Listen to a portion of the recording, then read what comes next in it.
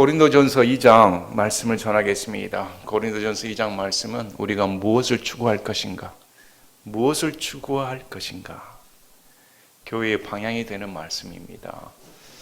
제 개인적으로도 고린도전서 말씀을 준비하면서 많은 찔림을 받았습니다. 설교를 합니다. 말씀을 전한다고 합니다. 바울은 무슨 말씀을 전하고자 했을까? 또 교회에서는 어떤 말씀이 선포되어야 될까? 성도들에게는 어떤 말씀이 들어가야 될까? 이런 점을 고려할 때 부끄럽기도 합니다. 그래서 이런 말씀들은 교회의 방향이 되어주는 말씀입니다. 교회의 첫째는 십자가에 못 박히신 예수님입니다. 교회의 모든 것, 모든 영광, 십자가에 못 박히신 그리스도시다.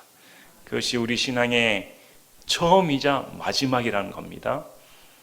이 사실이 성도들에게 주입이 되어 있어야 됩니다. 그럼 십자가에 달린 예수님을 늘 만날수록, 늘 그분 앞에 나를 비춰볼수록 내 마음이 겸손해지고 예수님의 사랑에 대해 더 마음이 녹아지게 됩니다.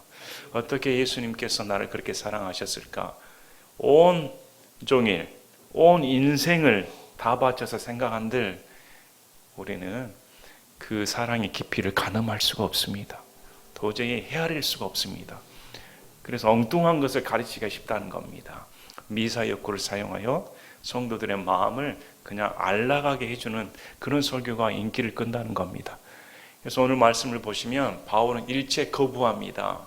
만약에 바울이 현 시대에 설교자로 나타났다면 인기가 없었을 겁니다.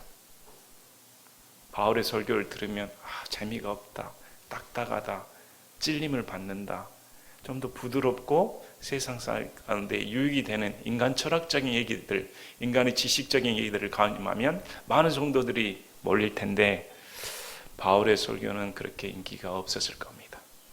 그래서 바울은 설교자로서 명심해야 될 게 설교자가 명성을 얻기 위해 설교를 하는 것이 아니라는 겁니다. 설교는 설교자를 드높이기 위해 설교를 하는 것이 아닙니다. 설교 내용의 메시지가 중요한 겁니다. 설교를 듣는 입장도 마찬가지입니다. 설교를 듣는 입장도 저 사람의 위치, 설교하는 사람의 인품, 설교하는 사람의 지위, 능력, 전달하는 수단, 언변 이런 것보다 더 중요한 것이 내용이라는 겁니다. 도대체 설교자가 무슨 내용을 증거하고 있는가? 그래서 오늘 말씀을 보시면서 바울이 전하고자 했었던 설교자의 덕목, 또 설교자의 내용, 교회가 추구해야 할 방향 이런 것들이 기록되어 있습니다.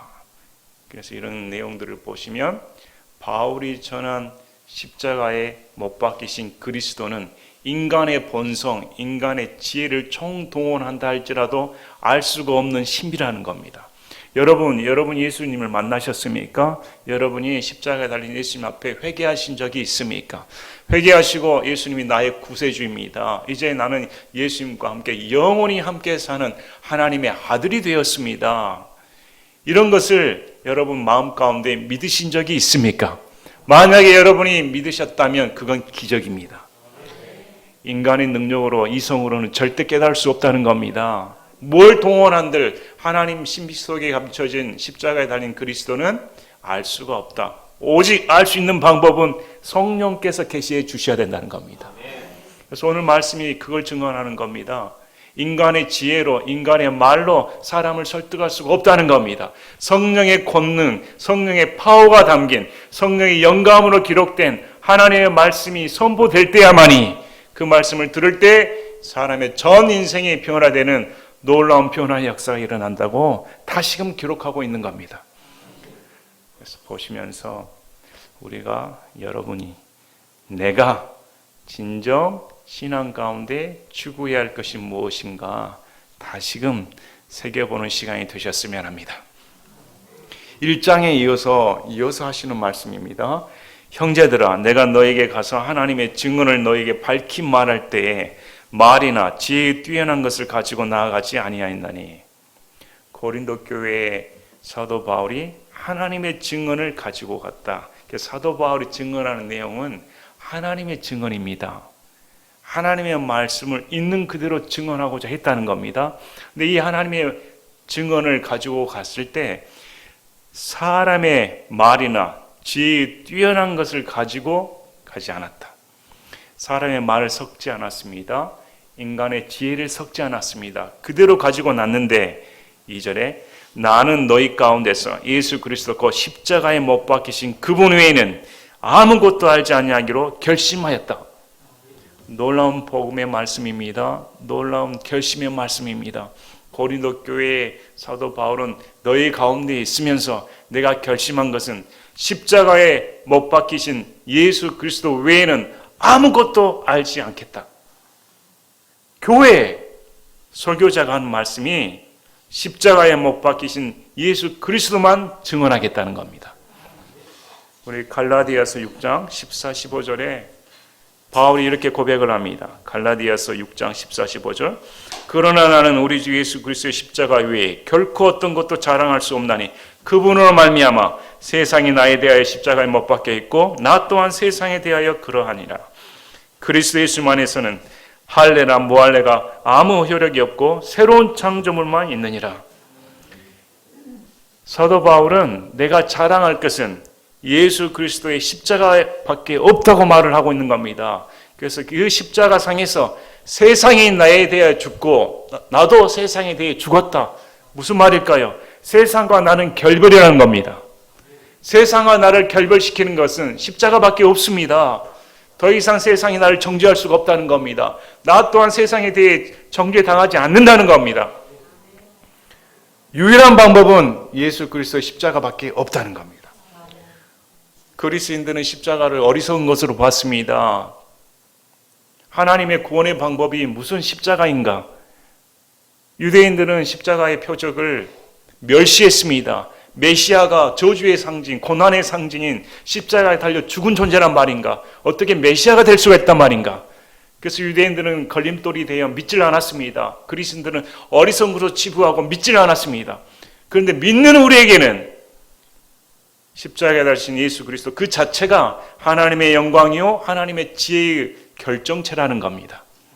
보는 눈이 다른 겁니다.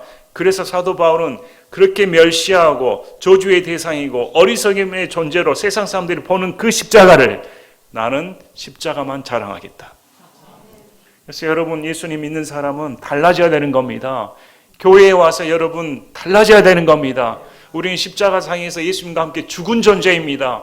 이미 예수 그리스도와 함께 못 박혀 죽어버렸습니다. 누가 삽니까? 내 안에 그리스도가 사신다는 겁니다. 그러면 누가 드러나야 될까요? 예수님만 드러나야 되는 겁니다. 교회에 와서 내 자랑할 것 없습니다. 설교자 자랑할 것 없습니다.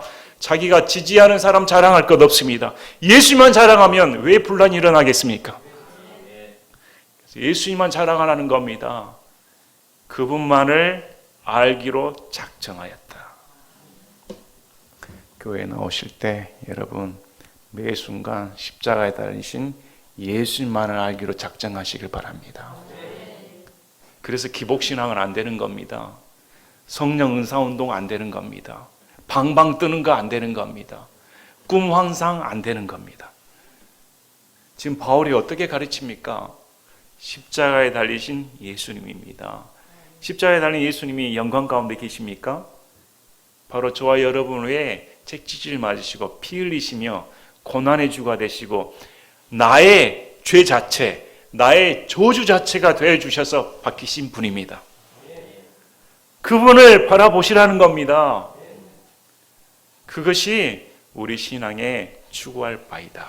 이렇게 사도 바울이 내가 너희에 갔을 때 작정하고 갔다는 겁니다. 3절에 내가 약하고 두려워하고 몹시 떨면서 너희와 함께 있었으며, 사도 바울은 고린도 교회에 있을 때 솔직 담백하게 말합니다. 약하고 두려워하며 몹시 떨었다.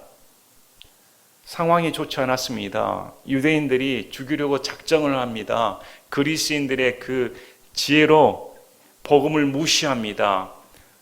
동성애가 창궐 하며 우상숭배가 판을 치는 그런 도시였습니다. 그런 도시에서 복음을 전하는 것이 쉽지가 않았다는 겁니다. 또 아테네에서 사도 바울이 지혜를 동원하여 아테네에 있는 사람들에게 복음을 증언했는데 열매가 그렇게 신통하지 않았습니다. 먹혀들지는 않았습니다. 이런 과정을 겪고 고린도에서 말씀을 전하려고 했더니 마음이 힘이 부담이 됐다는 겁니다. 자신의 능력 밖의 일이었습니다. 그래서 그렇게 말한 겁니다. 내 능력 밖의 일이었다. 자, 고린도후서 10장 10절에도 이렇게 말을 합니다. 고린도후서 10장 10절에 사도 바울을 조롱하는 말이 있었습니다. 그들이 말하기를 그의 편지는 무게가 있고 힘이 있으나 그가 몸으로 함께할 때는 약하고 그의 말도 형편없다 하는도다. 사도 바울은 몸이 약했습니다. 또 말 주변이 그렇게 신통하지 않았다는 겁니다. 저런 사람이 어떻게 복음을 전해? 다른 사람이 더 능력이 있지. 다른 사도가 더 나을 거야. 이렇게 좀 멸시를 받았습니다. 그는 약한 존재였습니다. 두려워했습니다. 그래서 누구를 의지했을까요? 성령님만 의지했다는 겁니다. 내가 너에게 갔을 때 이제 나는 내 능력 의지하지 않겠다. 내 지혜 의지하지 않겠다. 내 말을 의지하지 않겠다. 오직 성령님의 능력만을 의지하겠다. 결정했다는 겁니다. 4절에 또 나의 말과 나의 복음 선포를 사람의 지혜의 유혹하는 말들로 하지 아니하고 성령과 권능을 실증함으로 하였으니, 그래서 사람의 유혹하는 말로 하지 않았다. 사도 바울은 사람의 지혜의 말을 섞지 않았습니다. 설교 내용은 이렇게 돼야 되는 겁니다. 설교 내용은 특히 어떤 철학적인 책 아니면 다른 사람이 지어내는 책, 온갖 설교 1시간의 내용을 처음부터 끝까지 성경 외에 다른 말을 하면서 보내버린 경우가 있습니다. 인간사 돌아가는 얘기, 귀에 그냥 좋은 얘기로 들어가는 경우가 있습니다. 그런 것들이 유행을 탑니다. 사람들 얼마나 좋습니까? 그러나 그런 것에 심취한 사람들은 다른 사람이 더 유혹하는 말을 하면 금방 그 사람으로 바뀌어버립니다. 설교자 따라서 이 사람 저 사람 그냥 귀가 간지러워 따라다닌다는 겁니다. 사도 바울은 사람의 유혹하는 말로 내 사람을 만들지 않았다는 겁니다. 바울이 자신을 추종하기 위해, 설교자를 추종하기 위해 미사여구를 사용하면서 사람을 홀리는 말로 유혹하지 않았다. 왜 그럴까요? 바울은 성도들이 자기 것이 아니라는 걸 알았습니다. 교회가 자기 것이 아닙니다. 하나님의 것입니다. 성도들 자체가 하나님께서 맡겨주신 예수님의 어린 양일 뿐입니다.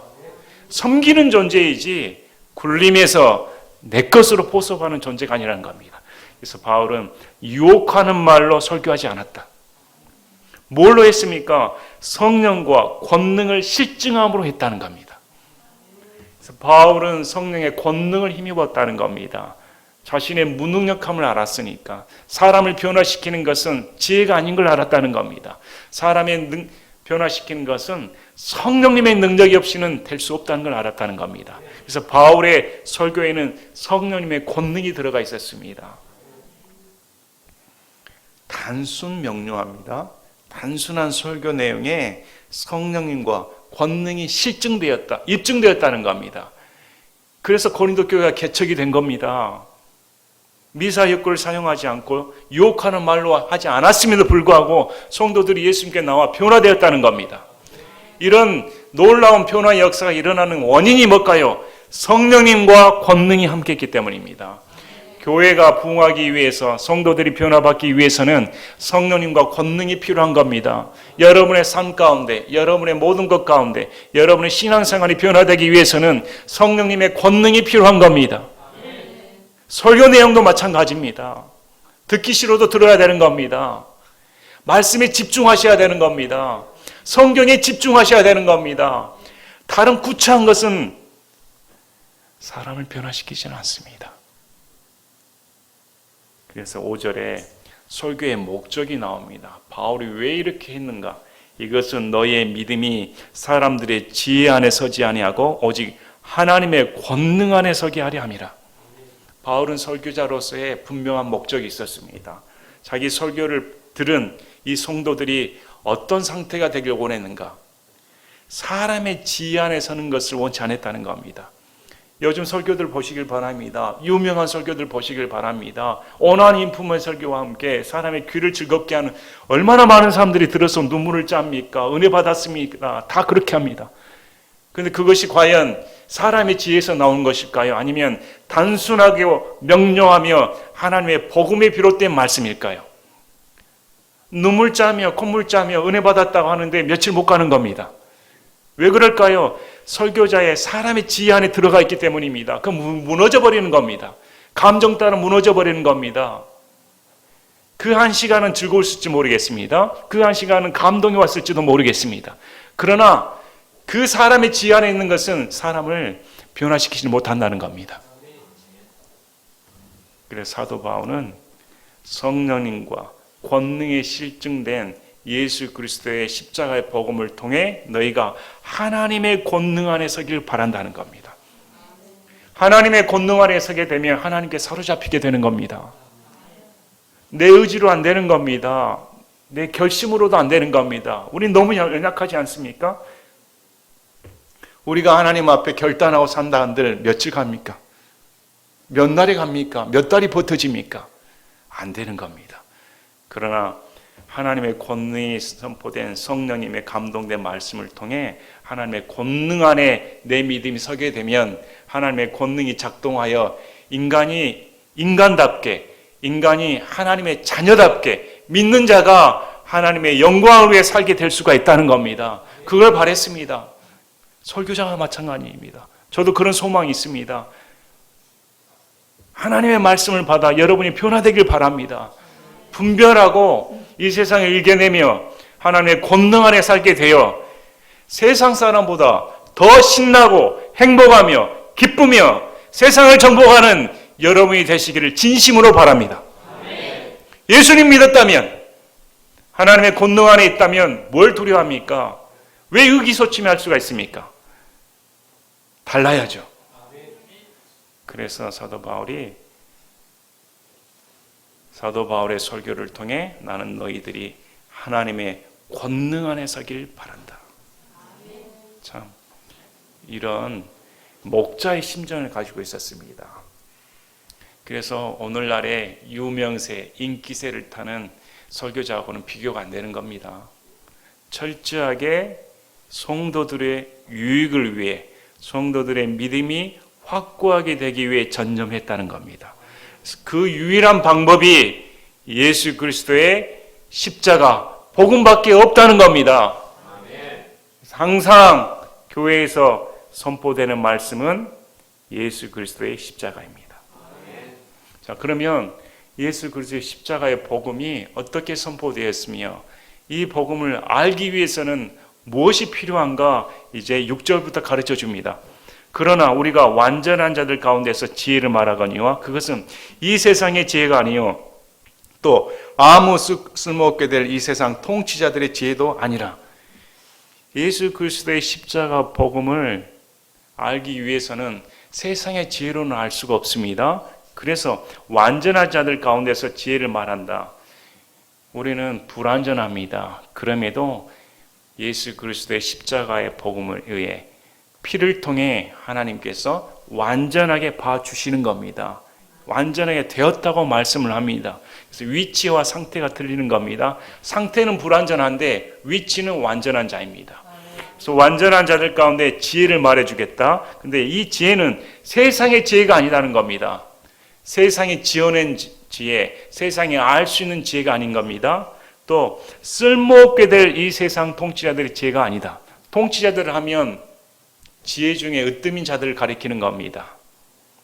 위치가 있는 자들입니다. 지혜를 다 짜낸 자들입니다. 그런데 그것 또한, 이 지혜 또한 쓸모없게 된다는 겁니다. 이 세상의 지혜는 망하게 되어 있습니다. 이 세상 종말과 함께 쓸모없게 되어버린다는 겁니다. 그러나 하나님께 속한 지혜는 영원토록 함께 하신다는 겁니다.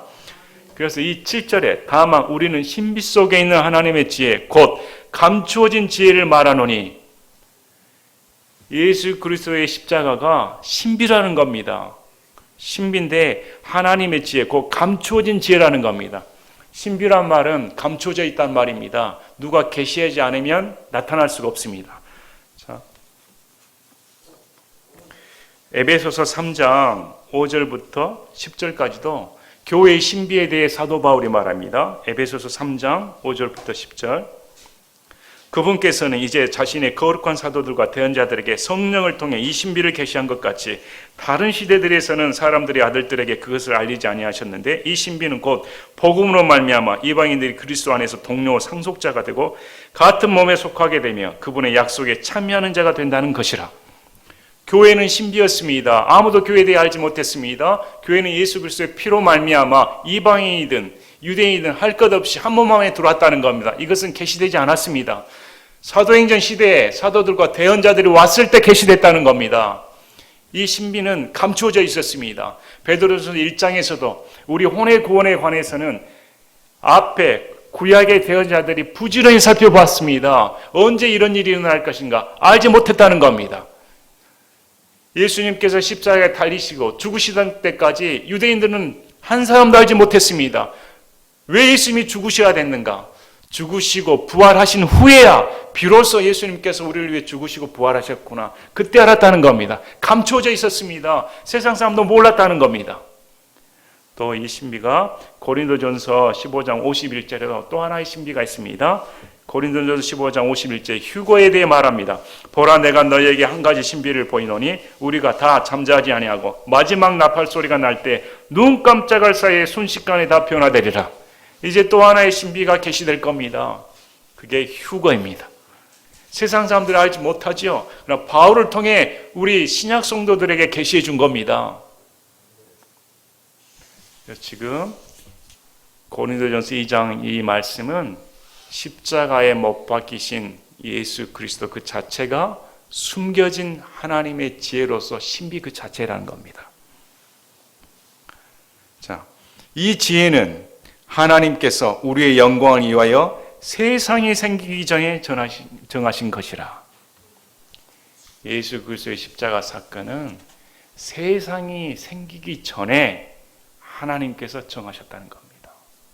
여러분 믿어지십니까? 세상은 유한합니다. 시간의 공간에 갇혀져 있습니다. 그러나 하나님은 무한하십니다. 영원하십니다. 유한한 인간 세계의 세상 지혜로는 끝도 처음도 없으신 하나님의 지혜를 판단할 수가 없습니다. 알 수 없습니다. 영원 전에 정해졌는데 세상의 지혜가 어떻게 알 수가 있겠습니까? 그래서 사도 바울이 말한 겁니다. 영원, 시간 전에 세상이 생기기 전에 세상이 알 수 없는 그 전에 이 십자가 사건은 이미 하나님께서 정해 놓으셨다는 겁니다. 그래서 베드로전서 1장 20절에 참으로 그분께서는 세상의 창건 이전에 미리 정하여졌을 때 이 마지막 때에 너희를 위해 드러나셨으며 우리 예수님께서는 세상의 창건 이전에 우리가 인식하기 전에 세상 사람들이 알기 전에 죽으시기로 창건 전에 작정하셨다. 놀라운 은혜입니다. 어떻게 하나님의 아들이신 그분이 인간을 만들기 전에 인간이 배반할 줄 알고 자신을 창조한 하나님인 예수님을 못 박을 줄 알면서도 수치를 당할 줄 알면서도 죽으시기로 작정하셨을까? 여러분 하나님의 사랑 의심한 적이 있습니까? 여러분 예수님의 사랑 의심한 적이 있습니까? 걸핏하면 하나님이 내게 이럴 수가 있을까? 걸핏하면 입으로 하나님께서 나란 인생을 보실까? 이렇게 말하신 적이 있습니까? 다시 말씀드리지만 철저하게 예수님을 모독하는 겁니다. 예수님을 모욕하는 겁니다. 여러분 언제 예수님께서 여러분을 위해 죽으셨을까요? 엄밀히 따지면 2000년 전이 아닙니다. 영원입니다. 여러분 영원 전에 예수님은 나를 위해 죽으시기로 작정하셨다는 겁니다. 여러분 한 사람을 위해 여러분 한 사람 한 사람을 위해 죽으시기로 작정하셨다는 겁니다. 세상이 생기기 전에. 그렇게 생각하면 우리가 예수님을 믿을 때 어떤 마음을 품어야 될까요? 그 사랑은 완전합니다. 그 사랑은 의심할 수가 없습니다. 나에 대한 그 사랑은 변함이 없는 겁니다. 그리고 그분은 에베소서 말씀을 통해 내가 예수님을 믿는 순간 하늘 왕자 오른편 예수님과 함께 앉힌 바 되었다. 이미 믿은 순간 저는 천국에 있는 겁니다. 아직 그것이 현실로 다가오지 않았을 뿐이지 하나님은 미래를 보시는 분입니다. 그래서 내가 믿는 순간 미래를 보신 하나님께서는 나는 이미 하늘에 앉힌 바 된 겁니다. 아멘! 이런 말씀을 들을 때 지금 사도 바울은 이것이 신비라는 겁니다. 이런 신비가 창세 전에, 창건 이전에 작정되었다. 세상은 알 수가 없는 겁니다. 이 죄는 이 세상 통치자들 중에 아무도 알지 못하였으니 만일 그들이 그것을 알았더라면 영광의 주를 십자가에 못 박지 아니하였으리라. 자, 7절 말씀을 먼저 보시겠습니다. 7절에 하나님께서 하나님의 지혜로 세상이 창건 이전에 예수님을 십자가에 죽이시기로 작정하신 그 자체가 누굴 위해서입니까? 우리의 영광을 위하여. 우리의 영광을 위하여. 믿는 자들의 영광을 위한다는 겁니다. 믿는 자들이 예수님의 십자가를 맞는 순간 세상에 줄 수 없는 영광을 받습니다. 여러분, 저 천국에 집을 지으신 적이 있습니까? 여러분이 저 천국에 옷을 거친 적이 있으십니까? 아니면 여러분이 저 천국에 무슨 일을 하신 적이 있습니까? 근데 성경에서는 이렇게 말씀합니다. 예수님의 형제로 불린다는 겁니다. 어떻게 하나님이신 그분이 내 형이 될 수가 있습니까? 어떻게 그런 영광이 내게 다가온다는 겁니까? 지금도 세상 권력자들에게 아는 바 되면 의시시 되지 않습니까? 그런데도 하나님의 놀라운 아들이 되어 예수님을 형이라 부를 수 있는, 또 예수님이 우리를 동생으로 부르는 것을 부끄러워하지 아니하는 그런 영광을 주시기 위해 십자가에 못 박히기로 창세전에 작정하셨다. 이것이 감추어진 신비였다고 사도 바울이 말합니다. 그래서 만약에 세상 통치자들이 그 사실을 알았더라면 영광의 주님을 못 박을 이유가 있겠습니까? 아무도 몰랐다는 겁니다. 그리고 바울은 그 십자가에 못 박히신 주님을 지금 이렇게 말씀을 합니다. 영광의 주님이다.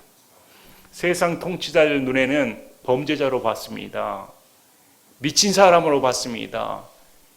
유대인을 선동한 반란꾼으로 봤습니다. 그들의 눈에는 한낱 협작꾼으로 봤습니다. 그러나 믿는 우리는 영광의 주님이란 겁니다. 그래서 세상 사람들은 어리석게 보는 겁니다. 영광의 주님을 알아보는 눈이 없다는 겁니다. 그래서 사람들이 예수님을 십자가에 못 박을 수밖에 없었던 겁니다. 여러분, 십자가에 못 박힌 우리 주님은 바로 저와 여러분의 영광의 주님이십니다. 자, 9절에 그러나 이것은 기록된 바 하나님께서 자신을 사랑한 자들 위하여 예비하신 것들은 눈이 보지 못하였고 귀가 듣지 못하였으며 사람의 마음속에 들어가지도 못하였도다 함과 같으니라.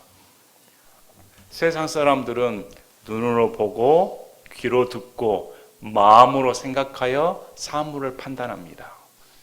누구나 다 그렇게 합니다. 눈으로 보고 이것이 무엇인가, 귀로 듣고 이것이 무엇을 말하고 있는가 생각하여 자신의 사상을 정리를 합니다. 인간의 이런 방법을 통해 하나님의 십자가의 복음을 알 수는 없다는 겁니다. 준비하는 것을 알 수가 없다는 겁니다. 그래서 무엇으로 알 수 있을까요? 10절 보시기 바랍니다. 그러나 하나님께서 자신의 영으로 우리에게 그것들을 계시하셨으니 성령께서는 참으로 모든 것, 즉 하나님의 깊은 것들을 살피시느니라. 인간의 방법, 인간의 눈으로 보고 귀로 듣고 마음으로 생각한 것으로는 하나님께서 우리를 위해 준비하신 십자가를 알 수가 없었습니다. 알 수 있는 유일한 방법은 성령께서 계시해 주셔야 된다는 겁니다. 그래서 비유로 자신의 영으로 우리에게 계시하셨는데 성령께서는 하나님의 모든 것, 깊은 것을 아신다는 겁니다. 그래서 여기가 삼위일체 교리가 나오는 겁니다. 하나님과 아들이신 예수님과 성령님, 그 세 분이 한 하나님이시다. 그래서 성령님이 하나님 아버지의 깊은 것을 아시는 분입니다. 깊은 것을 아시는 분이 우리에게 이 놀라운 십자가의 비밀을 계시해 주셨다는 겁니다. 사람의 것들을 사람의 속에 있는 사람의 영 외에 어느 누가 알리요? 이와 같이 하나님의 것들도 하나님의 영 외에는 아무도 알지 못하느니라. 사람과 비유합니다. 사람도 사람의 영이 사람을 아는 것처럼 하나님도 마찬가지입니다. 하나님의 영 외에 하나님을 알 수가 없다. 12절에 이제 우리가 세상의 영을 받지 아니하고 하나님으로부터 난 영을 받았으니 이것은 우리가 하나님께서 우리에게 값없이 주신 것들을 알게 하려 함이라. 우리는 세상의 영을 받지 않았습니다. 예수를 믿는 순간 성령께서 내 안에 들어오셔서 계시해 주신 것이 값없이 주신 하나님의 은혜를 알게 해 주셨다는 겁니다. 성령님의 역사에만이 이것이 가능하다 이렇게 말합니다. 또한 우리가 그것들을 말하되 사람의 지혜가 가르치는 말로 하지 아니하고 성령님께서 가르치신 말로 하나니 곧 영적인 것들은 영적인 것으로 비교하느니라. 육적인 것으로는 알 수가 없었습니다. 그래서 사도 바울이 성령께서 시키신 대로 성령님의 말하신 대로 성령의 능력으로 말을 했더니 영적인 것은 영적인 것으로 분별이 된다. 놀라운 성령님의 역사가 일어난다는 겁니다. 14절에 그러나 본성에 속한 사람은 하나님의 영의 것들을 받아들이지 아니하나니 그것들이 그에게는 어리석은 것이니라. 또 그가 그것들을 알 수도 없나니 이는 그것들의 영적으로 분별되기 때문이라. 육신에 속한 사람, 세상적인 사람은 어리석음으로 보입니다. 교회 다니는 거 어리석지 않습니까? 지금 특히 예수를 믿는다고 무슨 교회를 다녀? 코로나 시대에 안 모여야지.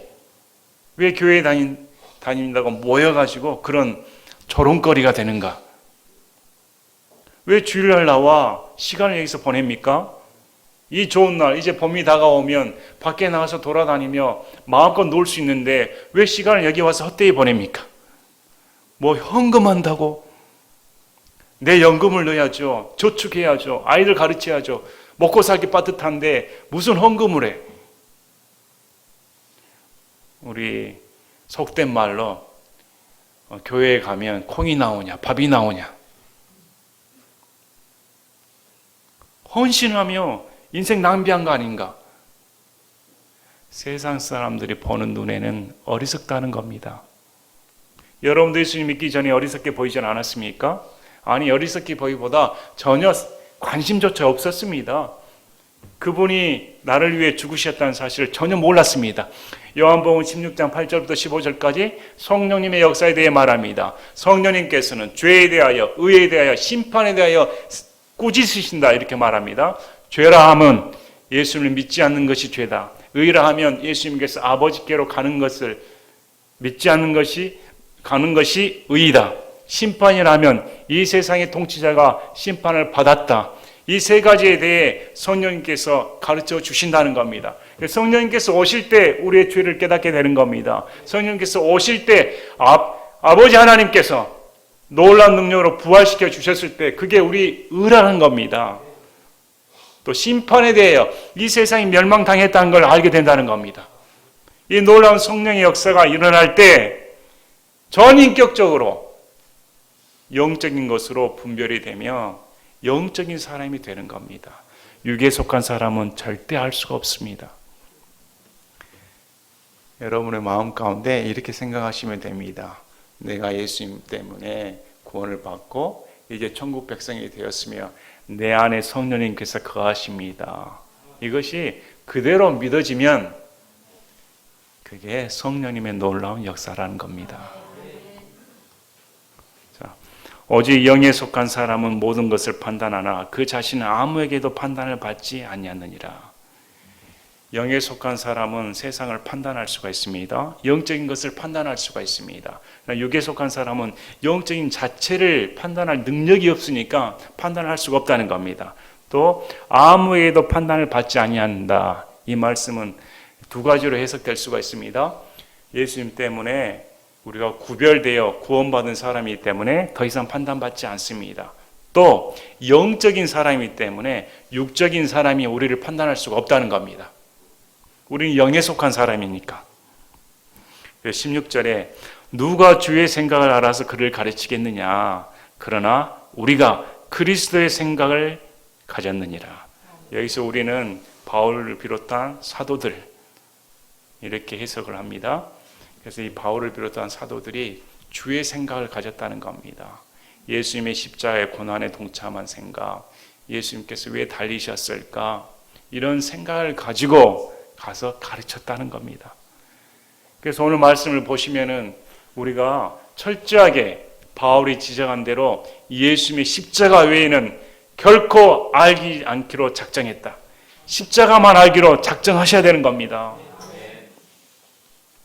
그래서 오늘날의 신앙이 너무 혼탁합니다. 자녀들을 어떻게 키울까? 또 우리들부터 너무 혼탁해져 있습니다. 세상 귀에 열려 있다는 겁니다. 잡다한 지식에 열려 있다는 겁니다. 그래서 이리 쏠리고 저리 쏠리고 이 사람 쫓아가고 저 사람 쫓아가고 고린도 교회가 그랬습니다. 바울 쫓아가고 아볼로 쫓아가고 게바 쫓아가고 이리저리 은사 집회 쫓아다니고 어린아이 수준이었습니다. 어린아이의 특징이 뭡니까? 줏대가 없습니다. 귀가 열이 다른 겁니다. 또 자기 잘난 맛에 삽니다. 잘난 체 합니다. 또 누구 말 듣지 않습니다. 이런 것들이 다 어린아이 수준입니다. 교회에 어린아이들만 이렇게 가득 차니 얼마나 분란이 많았겠습니까? 그러나 성숙한 자는 예수님의 십자가만을 본다는 겁니다. 여러분 성숙한 신앙이 되고 싶습니까? 십자가만을 보는 성도가 성숙한 신앙인 겁니다. 우리 마음 가운데 오늘 말씀을 보시면서 내가 추구할 것은 예수님의 십자가밖에 없다. 바울이 그토록 원했던 것, 도저히 깨달을 수 없었던 그 깊이와 사랑, 예수님의 십자가밖에 없다. 그분밖에 없다. 이렇게 결심하는 여러분이 되시기를 바랍니다. 제가 기도하고 마치겠습니다.